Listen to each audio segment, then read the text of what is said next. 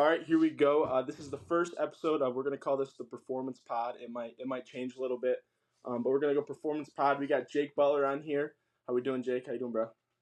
Good, man. Good. How are you? Good, good. So we're gonna give a little intro to Jake before we start this. So Jake Butler, infielder from Baltimore, Maryland, goes to George Mason University, D1 dude. And just to give you a little background, senior year of high school, you bat 365, 6 homers. I did my little research on this one, which I didn't know. Go to George Mason.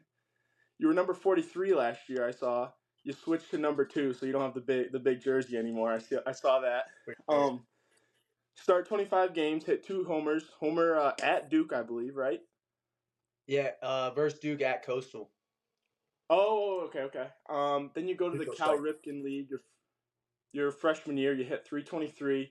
You play third there, mostly, correct? Sir. Then, kind of where we meet up, we're roommates in the Perfect Game League. That's where we met, which is awesome. One of my favorite teammates, honestly, that I've played with. You go, you bet 275, 10 doubles. You have 15 bags, which I know is like something that we talked about a lot this summer. And you get second team all league. So there's a little preface of like who Jake Butler is and dude on the field, and we have a lot of memories together and had a lot of fun. So we're gonna talk a little bit today. Sounds good. Sound Sounds good? good. What's your normal day in the life? I know it varies day to day, but like from morning to night, like what are you doing and things along that?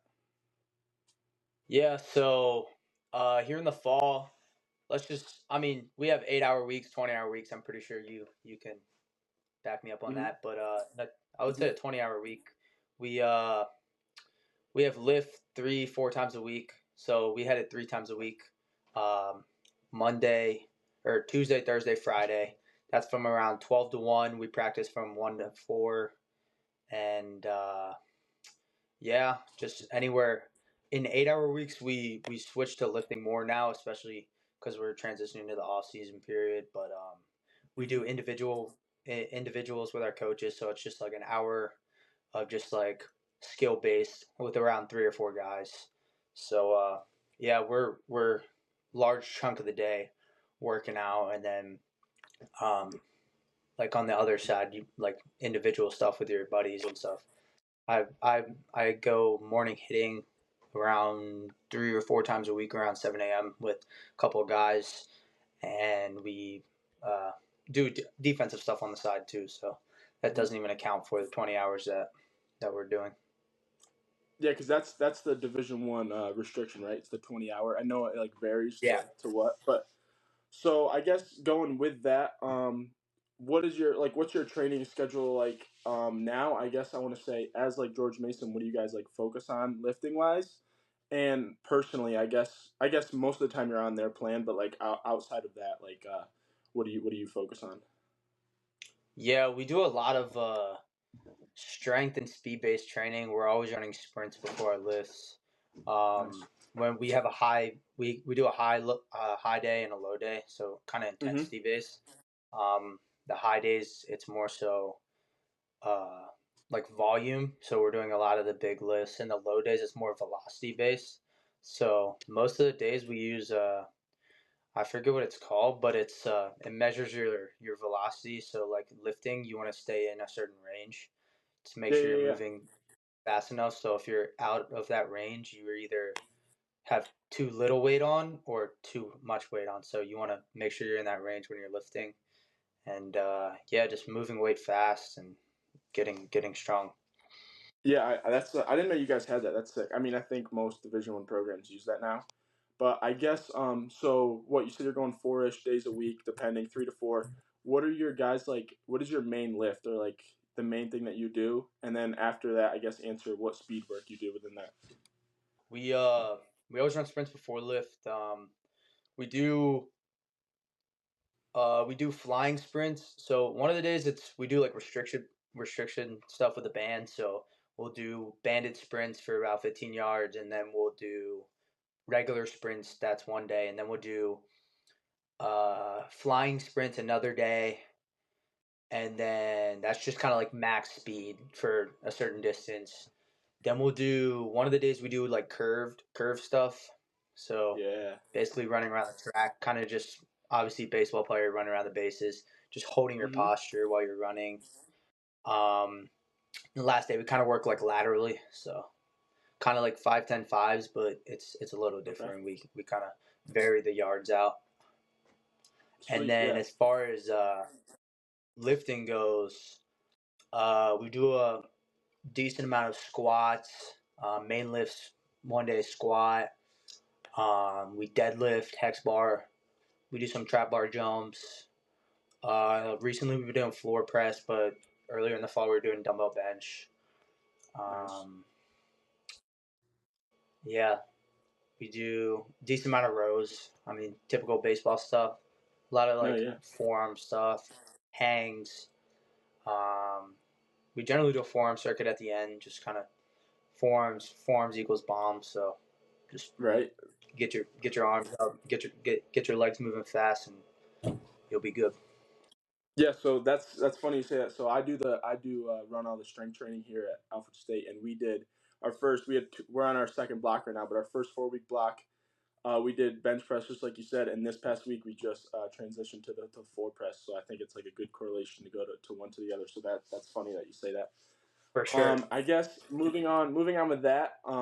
What are so obviously like you Division 1, you guys get after it in the weight room. I know it's a lot of taxing on you, and I guess I want to say like what are some of your like daily habits or things like that you try to do every day that are like your non-negotiables, I guess you would call them.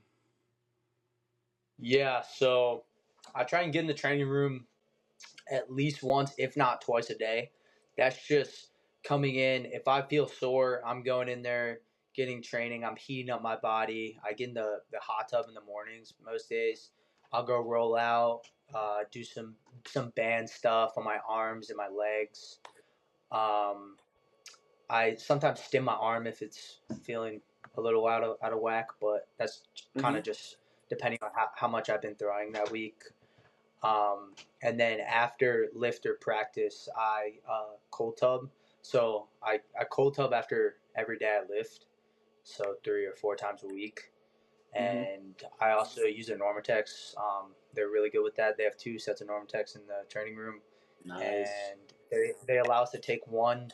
So we have 3 pairs actually. One that we can take home. So I actually have a pair in my living room right now that I hooked up to last night. But they got the legs, they got the hips, and they also got the arms. So it's kind of just I can do full body if I want, just kind of recovery stuff. So and then I'm big on stretching and mobility. So I Mm-hmm. never want to like go into practice, go into lift, not feeling like myself because I mean naturally I feel like I'm kind of a tight guy. So I just go in the training room, heat up, foam roll, do what I need, stretch out, and then at night kind of too after just a little stretching session before bed, just to kind of keep myself healthy.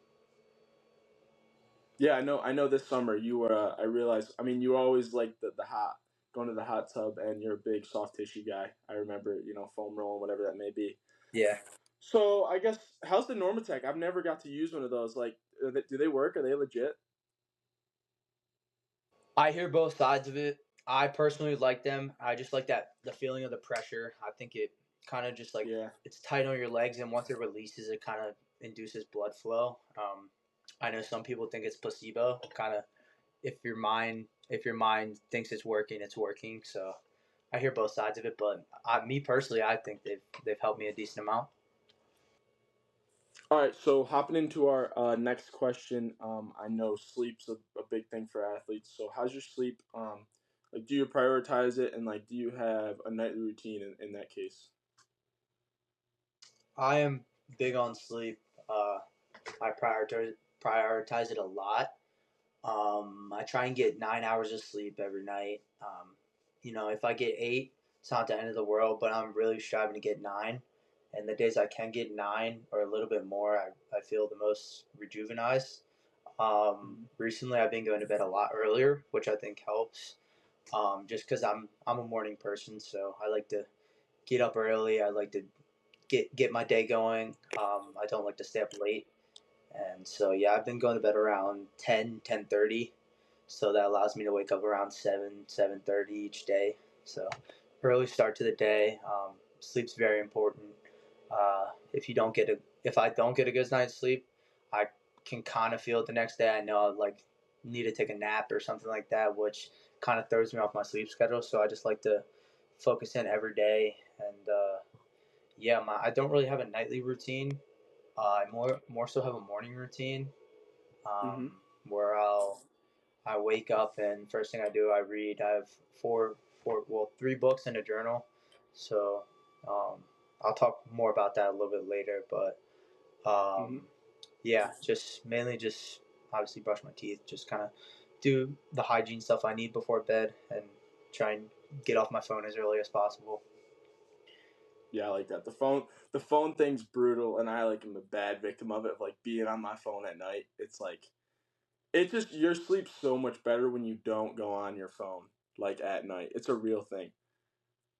100%. Yeah, I've been looking into like red light therapy. Um, Stuff's expensive, but like doing that before bed, or even like glasses that help you from your phone before bed. Just because I mean the scroll is a real thing. A lot of people do it, especially Yeah, nowadays. And yeah. yeah, I've been getting away from it. It's more so during the day that's kind of bad for me, but yeah, Mm-hmm. just trying to get on my phone as least possible before I go to sleep. I like that. I like that we got into that. So going with what you're saying, I'm gonna send you a video after this. So on my phone, I have a thing where I click my power button 3 times and it puts it into red light mode. So it, like at night will like switch into that mode, so it's less of that blue light on your eyes.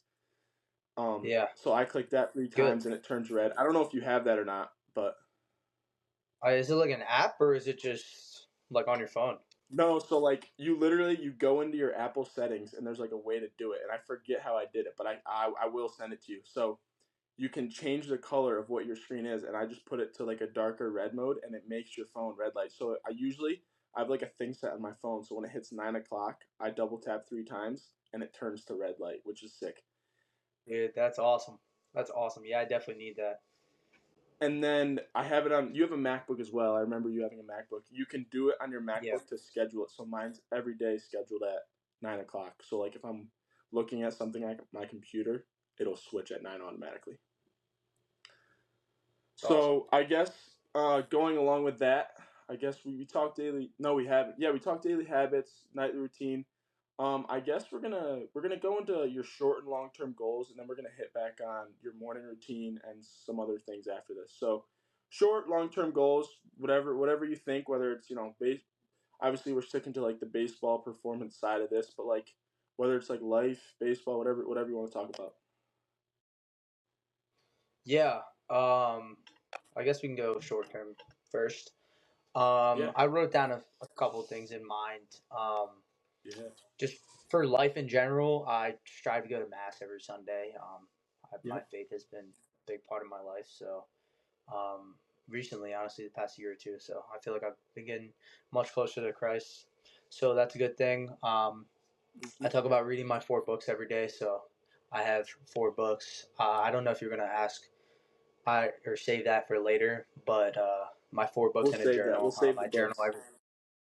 All right, we'll save it. But yeah, I read those every morning. I've been really good with that the past 6 or 7 months. I used to do it at night, but I found that like nighttime, long day, I've just been tired. I don't.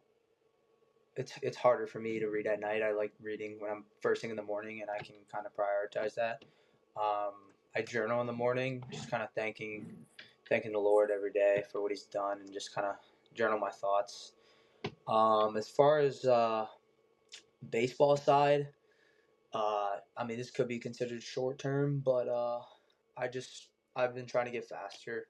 Um, yeah, I run like a 6.860, which is I mean it's all right. It's not bad, but it's not definitely not there. So I've I been mean, it's not working on bad, getting my. right? Like that plays. It's all right. It's I mean we're at a school that prioritizes speed and base running, so I'm definitely trying to get that down a little bit. I wrote a 6.760 by spring, so that's one of my goals. And then more Nice. so long term, uh, I'm trying to hit 320 this year, um, and play every day I'm healthy. So um, that's that's mainly it.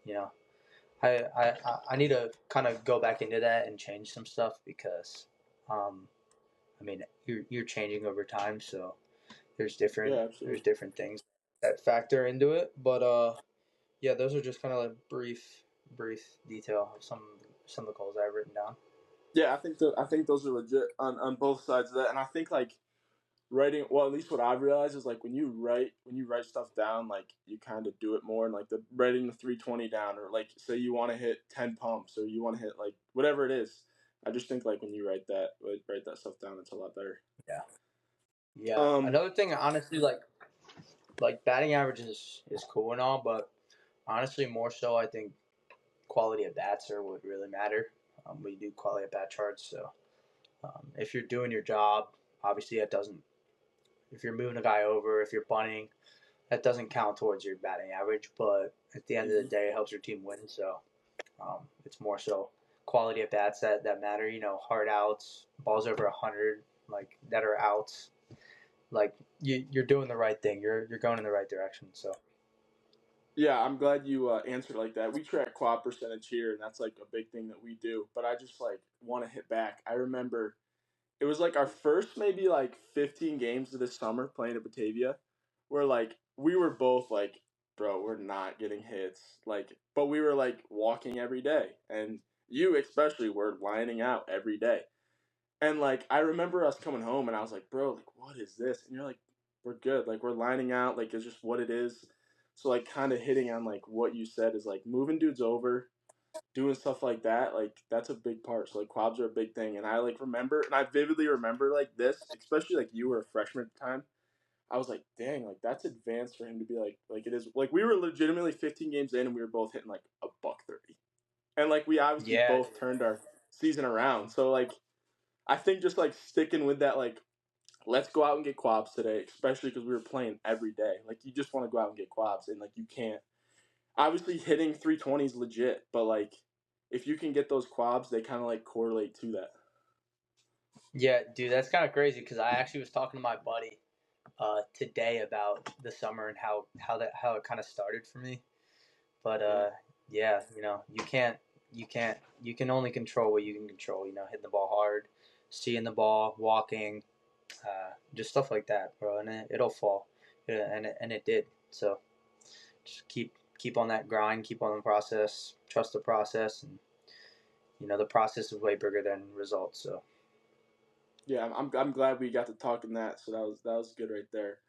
Um, I guess I want to go back to the Batavia season really quick because like yeah, we both didn't start out so I shouldn't say that. Not that we didn't start out good, but we didn't do the best, and we kind of like both found our way. Especially you, you end up getting second team all league, and you bat 275, which you probably should have threw in a couple bombs with that, but the fields you were on were just ridiculous.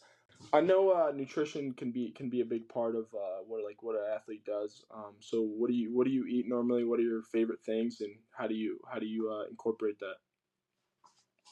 yeah, I believe I take my nutrition really seriously. I believe it's very beneficial for an athlete to eat healthy, eat clean. I look for a lot of grass fed stuff. I eat a lot of grass fed beef, a lot of fruit, a lot of veggies. I make smoothies just about every morning with my meals. A lot of raw stuff, raw honey. Um, yeah, just as clean as it gets. I've been going away from processed foods. I don't eat fast food. Just trying to get the most energy and nutrients out of the food I eat. Yeah, I know. This summer, what was it? You don't eat sugar pretty much, and I like ice cream, of course, like which is a bad thing. But you wouldn't eat ice cream, but so you don't eat ice cream, which is like hard, really hard to do, which is legit. And I know we had made a lot of food together. Well, you made a lot of food most of the time, and I got to eat it, so that was good. And I had posted the other day on my story about the Glock King, and I actually made some of it today. I just sent you a picture earlier, so that's something that's a staple now. Do you still make that all the time or no? Dude, all the time. It's the As long go as to. as long as they're ripe at Aldi, man, I'm making it. I made It, some the other day with five avocados, but You can put it with anything. So Yeah, I just that's made a good five stuff. avocado pile too. So, are you still an Aldi shopper? I guess we're gonna hit on that because that's like a big thing Yes, right now, like in the game. 100%. That's the only store I go to. It's got everything I need. They're all these great. They got a lot of natural stuff. So they're cheap as can be. I guess I'm gonna ask you off the top here. What's the top five things you're grabbing there? Because I'm a Aldi like specialist now. That's all I go to. So, If I what's your had to top five? choose five or just top five things I get, Actually, okay, yeah, top five things you'd get, or give me a list of like what you get, because I think people would want to know that more. Give me a list of what you get when you go in there. all right, I'll give you a brief list. Yeah, give me So something short. basically, yeah, all right, I'll just get the necessities. So I'll get 2 to 3 packs, 85/15 ground beef, grass fed, of course. I'll Mm-hmm. get steaks, grass fed steaks, either New York strip or ribeye. Mm-hmm. Grass fed cheese, um, reduced fat milk. I'll get 12-count eggs. I like Yeah. cage free or like free range, either or. Mm-hmm. I'll get uh, grass fed butter. That's good stuff. I'll get a pack of the frozen strawberry and bananas. I like to make smoothies with that. I'll Mm-hmm. get almond butter, raw honey, um, and I get raw maple syrup too, which is awesome. But I don't need to get that every time just because it lasts me a decent amount. And as far as veggies go, all these that they're more. I get more of their frozen stuff. I get green beans and broccoli, and they got like a mete I get. But I normally get spinach, but I've been kind of staying away from spinach. I've seen some negative stuff with spinach and with the stuff that it like contains. So I've kind of been drifting away from spinach. But yeah, if I get I'll get avocados if they're ripe. Mm-hmm. Onions for guac or for like meat and stuff, and I'll sometimes get mushrooms. But yeah, that's about it. Yeah, that's like identical to what the. I mean, we used to shop together, so that's probably why we have like the same tendencies when we walk in there. But Yeah, yeah, I get almost the same thing. Sometimes their avocados are just not like they're too hard though. Like you gotta buy them and yeah, wait, and it's like 100%. I did get some of the pre-made stuff, but it just doesn't compare to making it on your own. yeah. Once you buy Yeah, we had bought the pre made before, and then we had switched. I remember, or like I had switched, and I'm like, dude, you're not like you can't go back. It's like yeah, dude. I like how the stores are all laid out the same too. So like when we're this summer in New York versus like here, it's like or like here in Fairfax or like back home in Maryland, it's the same layout at every store. So it's like I don't need to search yeah. it. I know where everything is. So I guess we're gonna hop into what our last question is here. This is gonna be my finisher for all my podcasts. Is we're gonna go any books you're reading right now, you know, single, multiple, and you know what's your favorite. Or talk a little bit about it. Yeah. All right. So in the morning, my routine, I read 3 books and I journal. So the books I read are Jesus Calling, which is basically a day by day novel, you say. And each day it's got a different topic and it talks about kind of how it relates to the Lord and it gives you some scripture. Mm-hmm. And I got one that's called the Wisdom of the Saints, which is essentially another day by day thing. So it generally talks about different topics in life and it gives you just kind of like a quick like a brief like example or like saying, and it talks about kind of like what saint says that. And yeah, I also read the Bible every morning. I've Mm-hmm. been reading basically a chapter of it. So I've been working my way through it. Pretty, I've gone pretty far in the Bible, so that's good. Nice. And I'm gonna continue to do that until I finish the Bible, which is good. Um, a book I read over the summer, It Takes What It Takes. I remember we Yeah. read that when we were on the bus together. Um, Yep. and I haven't got it yet, but my buddy got a book called Make Your Bed, and he said he's going to lend me it, so I'm excited to read that. So that's the next read that you're hopping into. That one. For sure. For sure. Nice. And then where I got mine in here. I already told you this off our off the air here, but this is the book that we're on right now. So I think this needs to be your next book that you read. For But yeah, sure. that's pretty much a wrap of what we got. And I know we're probably I think and I hope that we do this again like further down the line because I like we could talk about so many things. I feel like, Yeah. but that's a wrap of the first one. So I appreciate it, bro. And yeah, Yeah, bro. Thank you for having me. If you need me, bro, hit me up. And dude, I'd love to do this again about baseball, about anything, life. Yeah, I'd talk. We can. I know we could talk and yap forever. So yeah. I'd love to do it again. Yeah, hold on. Let me before I end this. Actually, I will go into like you like. I wanted to put this on here. Like you've probably been one of like my favorite teammates I had, and that's why I wanted to throw you on my first episode because I feel like yeah, like this past summer was legit. So this was a good first person to have. So I appreciate it. I appreciate it, bro. I appreciate it.